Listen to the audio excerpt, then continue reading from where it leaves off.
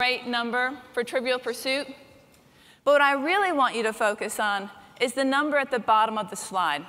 Because what this is the real information that you need to start paying attention to, which is that 43% of our workforce, of your workforce, of my workforce, are going to be retiring in the next decade. Now, the word retiring, that's a whole other question, but let's just say between the ages of 65 to 68, 43%. There's two issues you need to start thinking about. One we're going to talk about today. The other I'm just going to give you a little tip on for now. We're not going to have time to talk about it today. The one that I really want you to start thinking about, though, is historical data.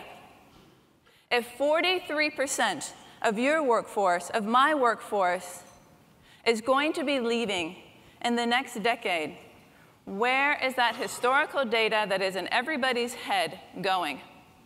And if you have not yet started to think about how to capture that data for your firm, how to capture that data for Barron's, it's time to start thinking about what do I do to make sure that all this knowledge that has been created over a generation stays with my firm. So that's just something for you to think about. What we're going to focus on, however, is the next piece of this, which is if 43% is walking out the door, who's walking in the door? And what do we do with these people? Who are they? And how do we build teams that are not only as effective, but even more effective in the future for our teams? So what we're going to be focusing on is the generations and understanding who they are and what we're going to be doing with them. What you see right here is a pie chart that talks about the generations. So on all of your tables, you should have about an 8 by 12 cheat sheet. So if you're a visual learner, please go ahead and grab that. You see two sides. One side's really colorful, lots of pictures. One side has lots of words. You can read the words later. What I want you to do right now is to pay attention to the colorful picture side. So here's what we're looking at. There are 4 generations in the workforce for the first time ever in American history. So who are they and what does it mean? First of all, let's talk about the traditionalists. Traditionalists are born between 1929 and 1944. In my town, Washington, D.C., we still have a lot of traditionalists on the Hill, but in mainstream America, not too many traditionalists still working. After that, we have the baby boomers. Boomers are born between 1946 and 1964. They're the biggest generation, just by a hair, and there's only one name for them, known as the baby boomers. After that, we have Gen X. Gen X is born between 1965 and 1980. A couple different names for them. Sometimes they're known as XS. We'll get into that in a little bit. Sometimes they're known as the me generation. And then after that, we have the big gorilla in the room, Gen Y. Gen Y is also known as millennials. Sometimes we call them the net generation, as in internet. Sometimes we call them the wired generation. They are just a hair smaller than baby boomers. So you can see Gen X is sandwiched in the middle, and then 2 big generations on either side. Well, that's really interesting, but what does it mean for us who are working with teams, who are developing teams, who are growing companies? Because it doesn't take a rocket scientist to figure out what this is going to look like in a decade, right? 43% of these numbers that you see are going to be moving out. So what is this going to look like? Our traditionalists, probably, even in my town in D.C., we will finally say goodbye to them. Thank you for your service. Go enjoy your time. The boomers, depending how we define retirement, between a half to 2/3 will be walking out the door. Gen X, they're all here. I'm a Gen X. We're all in the workforce. That number's not going to shift. But Gen Y is only going to get bigger and bigger and bigger because only half of them are currently in the workforce. So what you're going to be dealing with, what your partners are going to be dealing with in the next decade is going to look very different in terms of the pie chart and who you're working with your CSAs, with your researchers, all that type of thing. We need to start thinking about that now. So what I'm going to focus on today, no offense to any traditionalists in the room, is what I call the big 3. Boomers, X, and Y, because that's where we're going. And before we get there, I just want to take a quick check-in. Who here is a self-identified baby boomer? Born between, there we go, okay. So take a look around the room. Gen X, who's a Gen Xer? 65 to 80.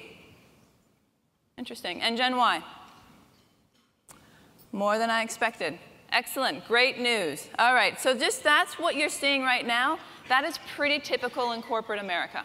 So what you're seeing right now, but again, remember, 10 years, those hands are going to look very different. So we're just going to focus on what I call the big three.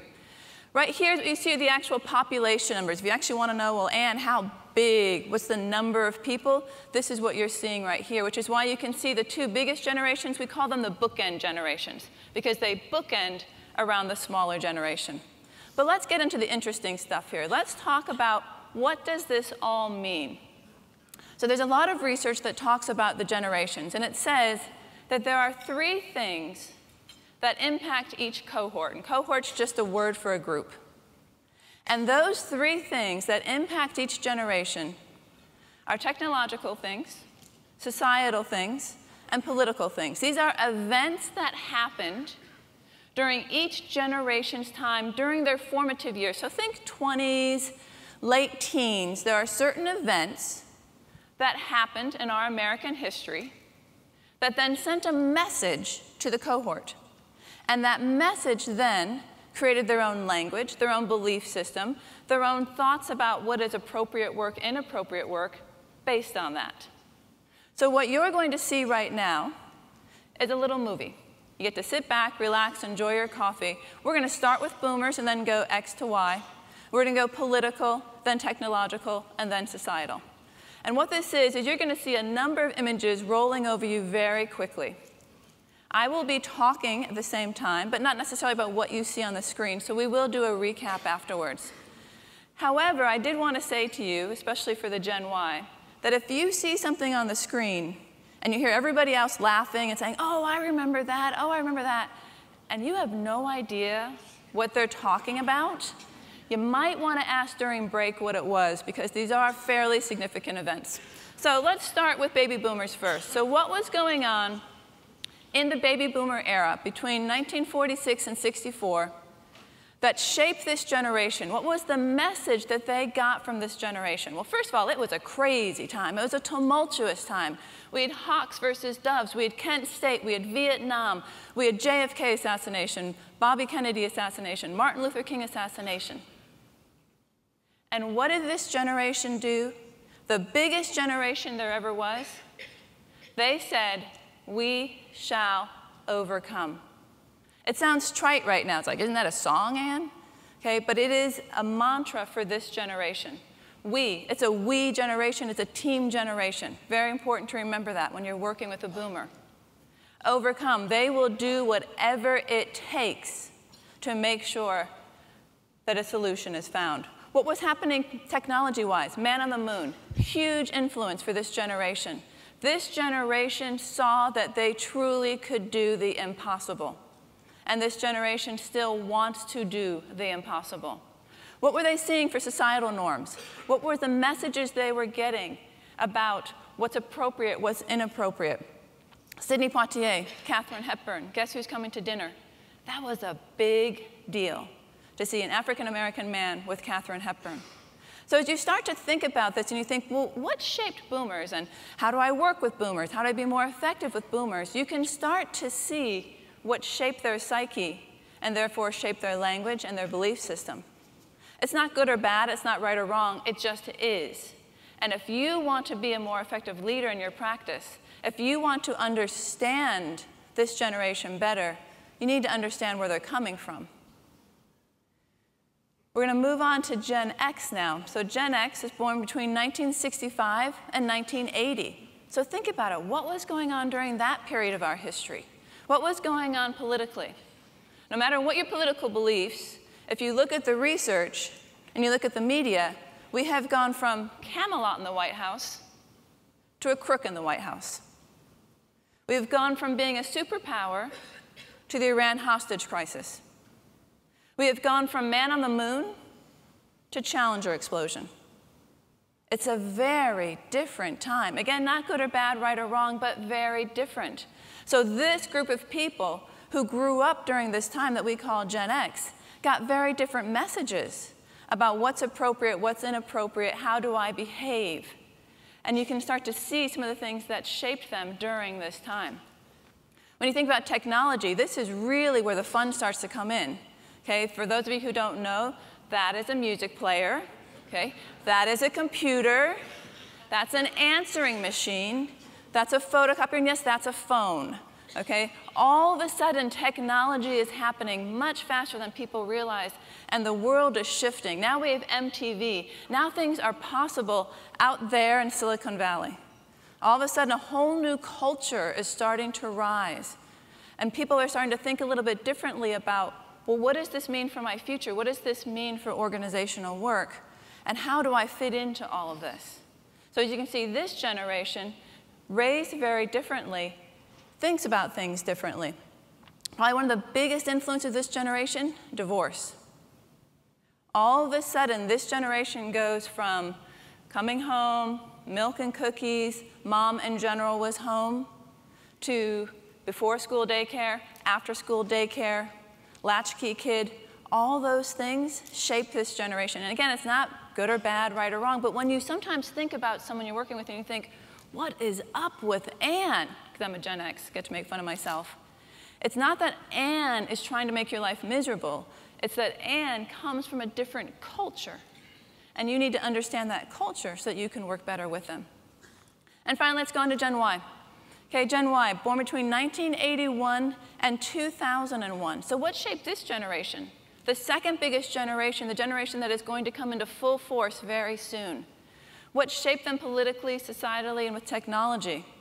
Well, politically, you can start to see all the things, and probably the biggest one, 9/11. 9/11 impacted everybody in this room. But think about it from someone who is in their formative years, and think about that they see those towers falling again and again and again, because at this point, we are streaming technology. JFK assassination, you saw it on the news. You saw it a headline in the newspaper. 9/11 impacted every Gen Y like you wouldn't believe. And if there is one message from 9/11 for this generation, it is about community. People say to me all the time, what's up with 5,000 friends on Facebook? Like, why do they have to have 5,000 friends on Facebook? It's about community. So if you're working with Gen Y, you're going to be bringing on new Gen Y into your team, you need to understand what it is that shaped them so you can understand how to motivate them and get the best out of them. So if you're a visual learner, go ahead and grab that cheat sheet, and we're going to do a little summary right now. So you want to look at the pretty picture side, and you'll see there I've got all the different generations, and I've got categories. So we're going to be on the top category right here. So let's just talk real quick about baby boomers. If you are working with boomers, and you're trying to think, how do I motivate them? How do I inspire them? How do I get the best out of them? You need to understand a few key things about them. First of all, this is a we generation. This is a team generation. This is a consensus generation. This generation makes decisions by consensus. This generation wants to make a difference in the world. It is very important to them, especially at this stage in their life, about legacy. So as you think about this generation, you think about how can I motivate them, how can we work together better, you want to remember these things. Because the next generation, Gen X, completely different animal. Think about this generation, right? All the things that impacted us, it's not about team, it's not about we. Because, well, let's think. Can't trust my government to take care of me. Look what happened with Watergate. Can't trust my family to take care of me. Look what happened with divorce. So you know what? I'm going to take care of myself. So we're called the me generation. You know that term WIIFM, what's in it for me? It came about in Gen X time.